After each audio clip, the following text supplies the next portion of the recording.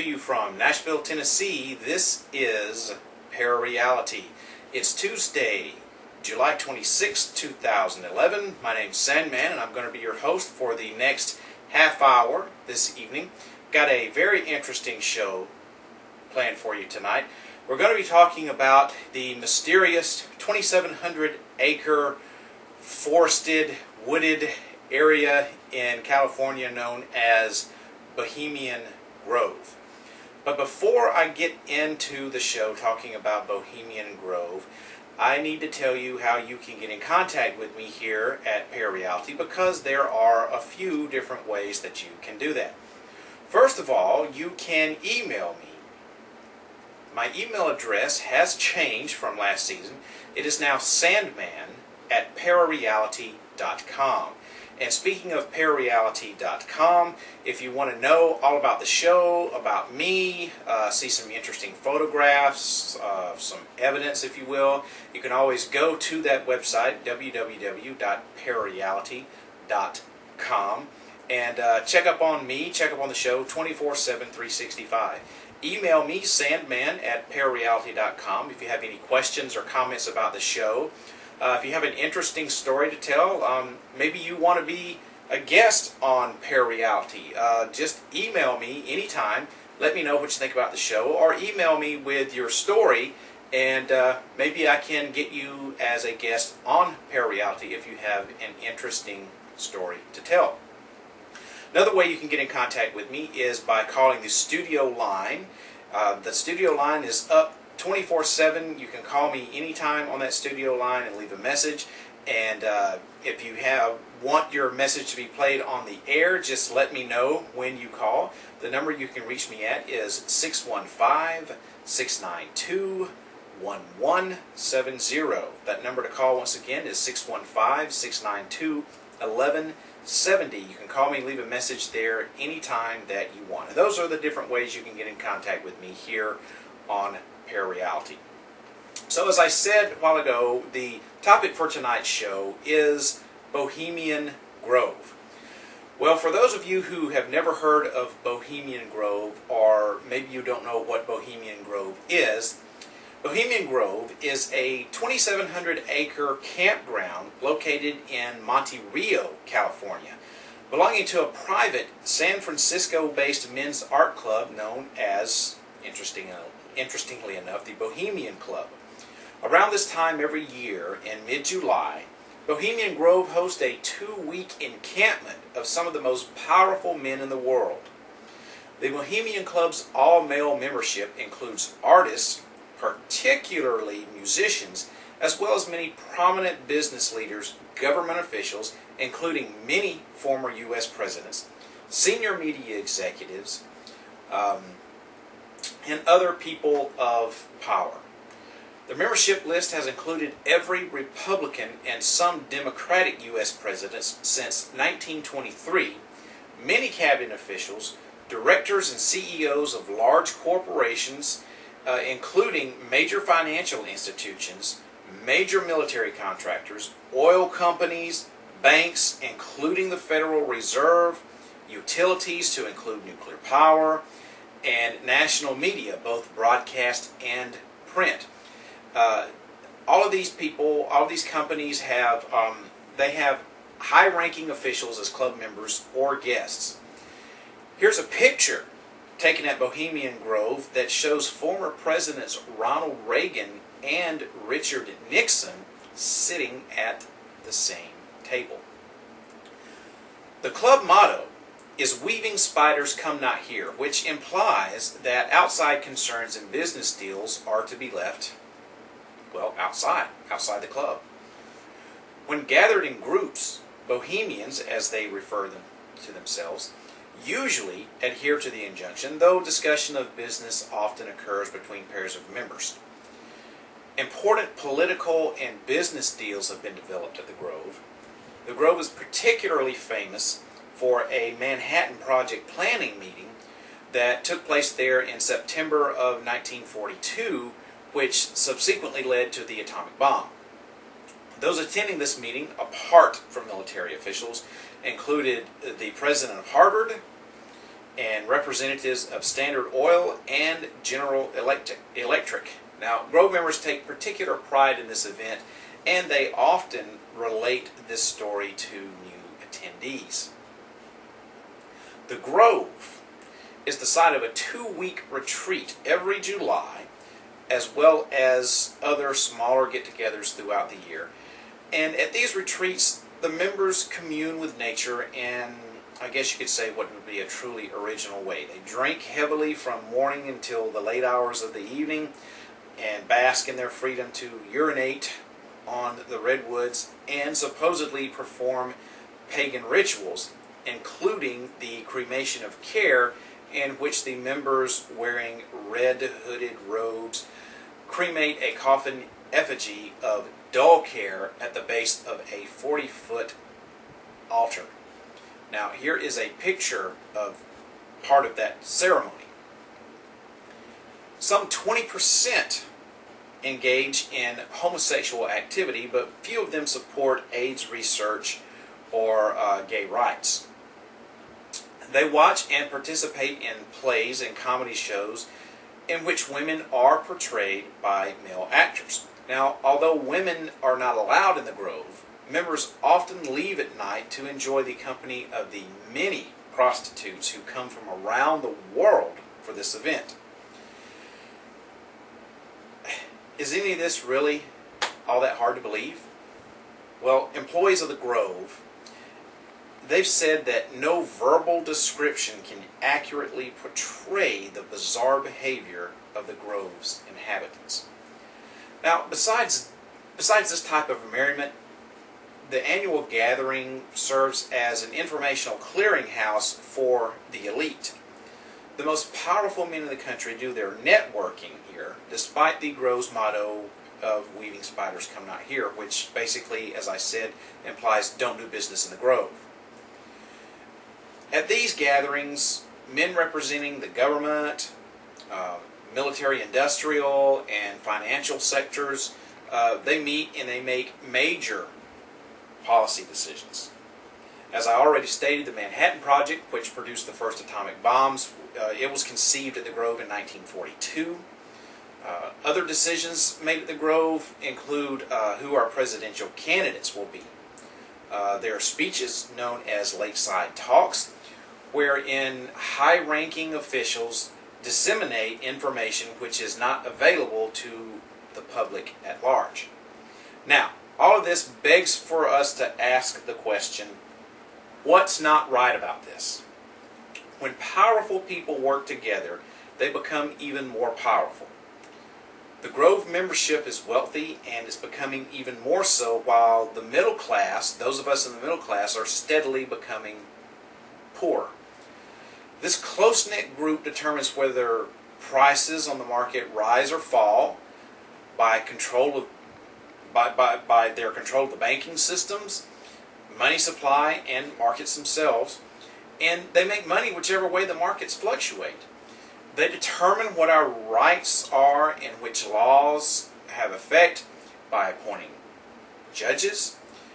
They decide who our highest officials shall be by consensus among themselves, and then they sell these candidates to us via the media, which they obviously, of course, own.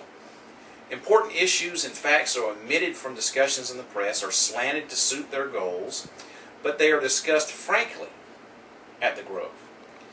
Now, is there true democracy when so much power is concentrated in so few hands?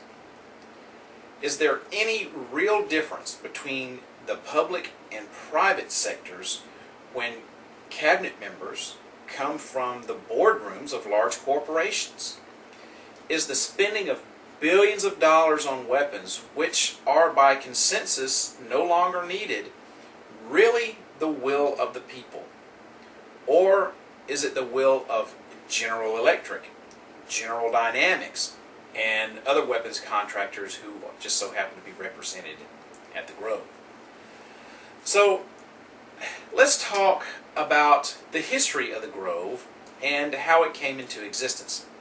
The Bohemian Club was founded in the early spring of 1872 by a small group of San Francisco journalists, writers, actors, and lawyers who wanted to have a place where they could go and enjoy the arts and put together small amateur artistic performances. They were young and spirited in a still young and still small city that was infused with a can-do type of spirit. Right from the start, though, the club also included those with an appreciation of the arts, which meant some of their businessmen buddies were also invited to join. As one of the well-to-do members put it in his memoirs, and I quote, "It was apparent that the possession of talent without money would not support the club. So the founders there, I guess, they decided that the club should include men who had money as well as brains," according to this founder. And thanks to this decision, he goes on to say that the problem of our permanent success was solved.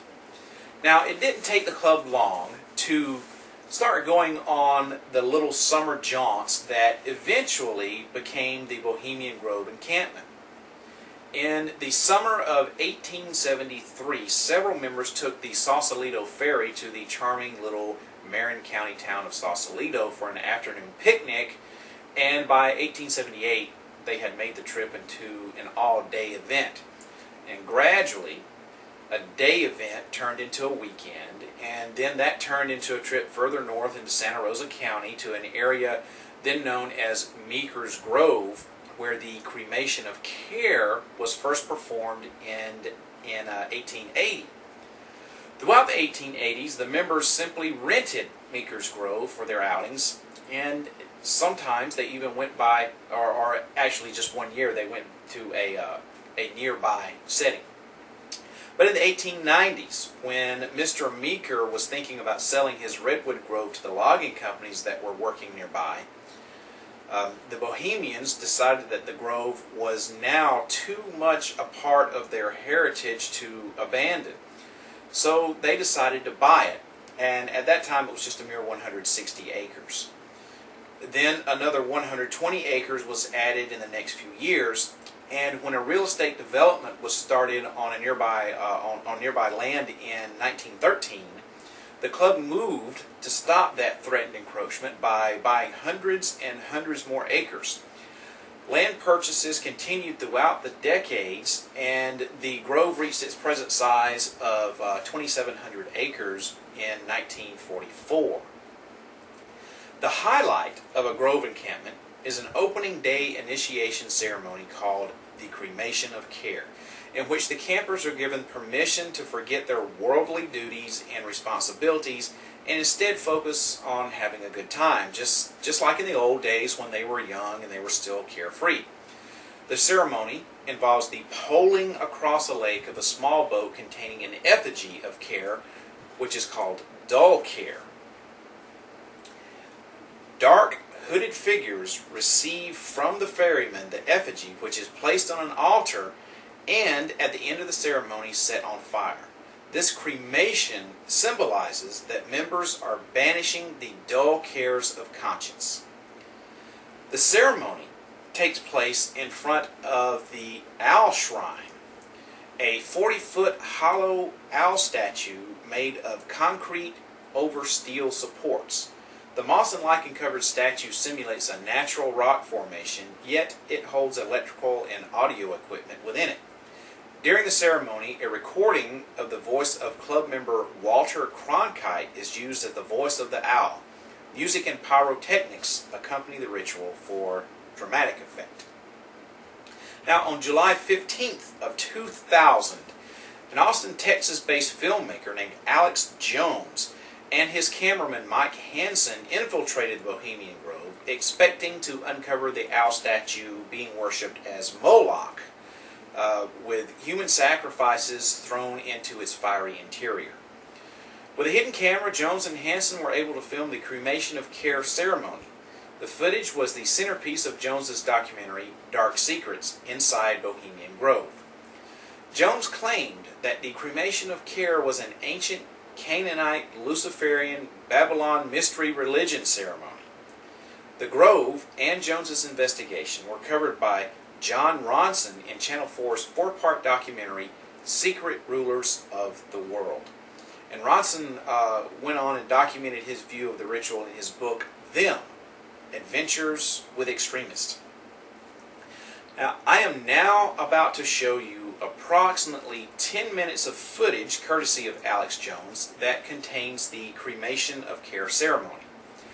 This is by no means the entire ceremony, only several small segments that I have pieced together for you to see here.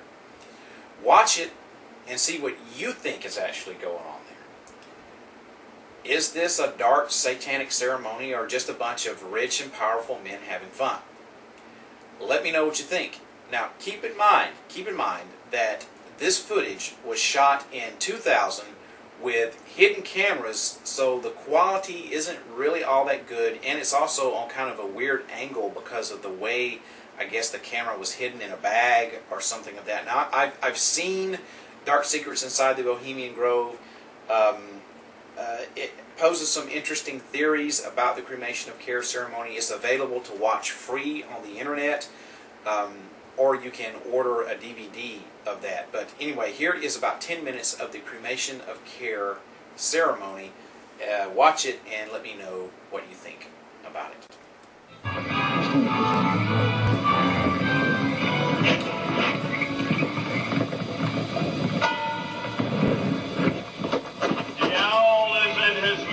Temple, and all within the grove be reverent before him. Lift up your heads, O ye trees, and be ye lifted up, ye everlasting spires. For behold, here is Bohemian shrine, and holy are the pillars of this house.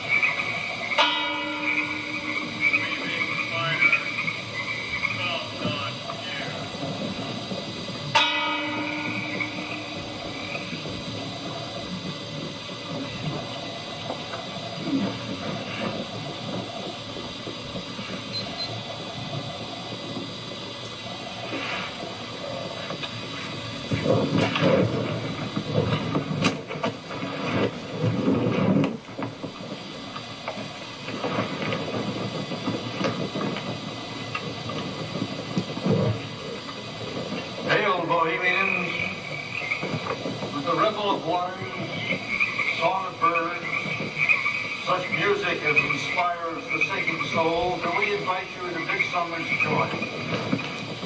The sky above is blue, sown with stars. The forest floor is heaped with fragrant ribs. Evening's cool kiss is yours. The campfires glow. The birth of rosy fingered dawn. Shake off your sorrows with the city's dust and cast to the winds the cares of life. Let memory bring back the well-loved names of gallant friends who knew and loved this grove. Dear boon companions of the long ago. Aye, let them join us in this ritual. Not a place be empty in our midst. O bearded vassals, who hold in this gray autumn of the world her springtime in your heart, attend our tale. Gather, ye forest folk, and cast your spell over these mortals. Touch their world-blind eyes with very unseen. Open their eyes, follow the memories of yesterday, and seal the gates of sorrow. It is a dream, and yet not all a dream. Joel Kerr and all of his works are but a dream. As vanished Babylon and goodly Tyre, so shall they also vanish. But the wilding rose blows on the broken battlements of Tyre, and swamps rend the stones of death. For beauty is eternal, and we bow to beauty everlasting. For lasting happiness, we turn to one alone, and she surrounds you now. Great nature, refuge of the weary heart, and only balm for breasts that have been bruised. Ye have cool hands for every favored brow, and gentlest silence for the troubled soul. The counsels are most wise.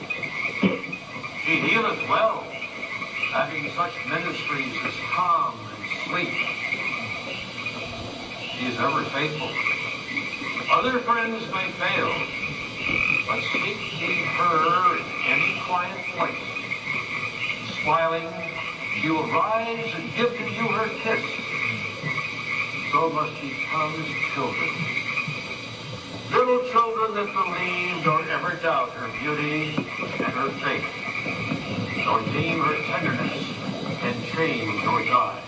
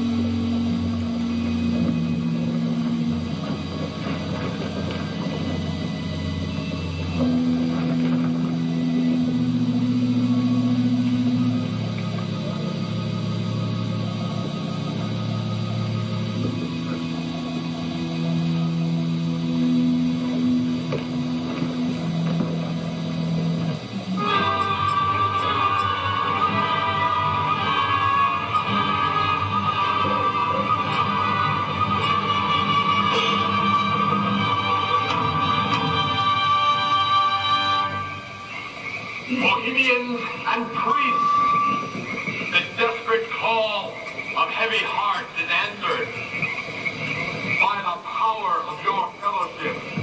Dull care is slain.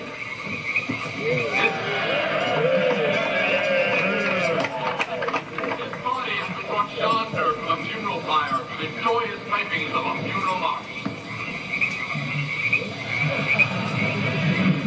Our funeral pyre awaits the corpse of care.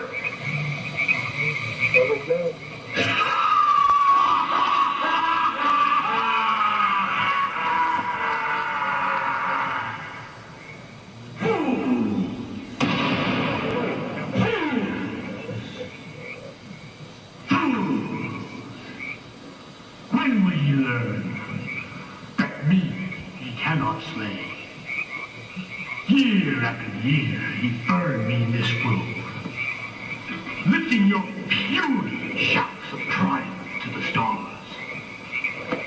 But when again ye turn your faces to the marketplace, do ye not find me waiting as of old?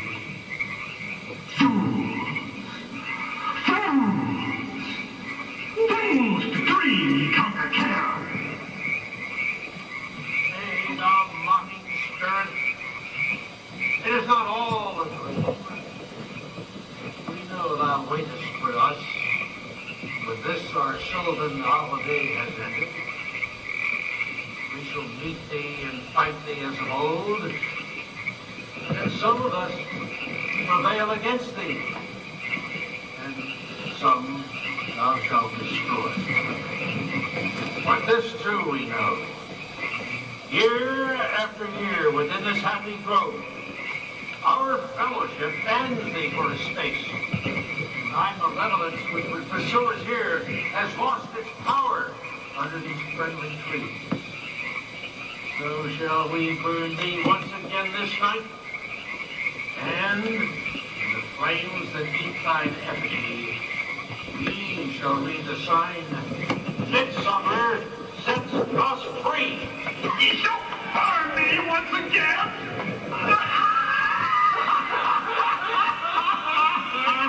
Now with me, flame, which hither ye have brought from regions where I reign.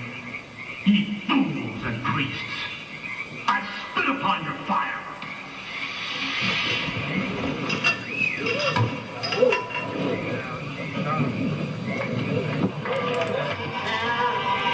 Be gone. Once more, we banish thee. Be gone, dull care.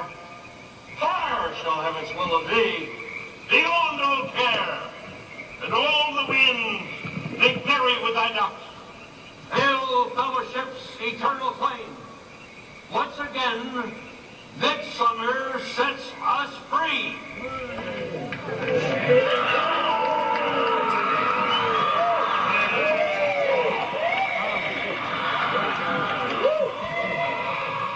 So, what'd you think? Is that something that's satanic, or is it just a bunch of rich guys sitting around just, having some plain old fun? Regardless of your opinion, what goes on at Bohemian Grove is secret, and there's a reason for that. Just what secrets Bohemian Grove holds, we may never know. However, I'm willing to bet that whatever those secrets are, they can't be a good thing for the rest of the world. Well, that does it for this episode of Parareality. I'll be back with another show on Tuesday, August 2nd at 8 o'clock p.m. Central Standard U.S. time. As many of you know, I had to delay the airing of this episode due to the sudden death of my grandmother. I'd like to take this time to personally thank each and every one of you who have sent me well wishes and kept me in your thoughts. It's very much appreciated, and it does mean a lot to me. Thank you very much from the bottom of my heart. Everybody, I hope that this television program causes you to open your mind to new ways of thinking and produces a change in the way that you see the world. After all, reality is just a matter of perception. I hope that you have a wonderful evening, and I'll see you again on August 2nd. Good night, everybody.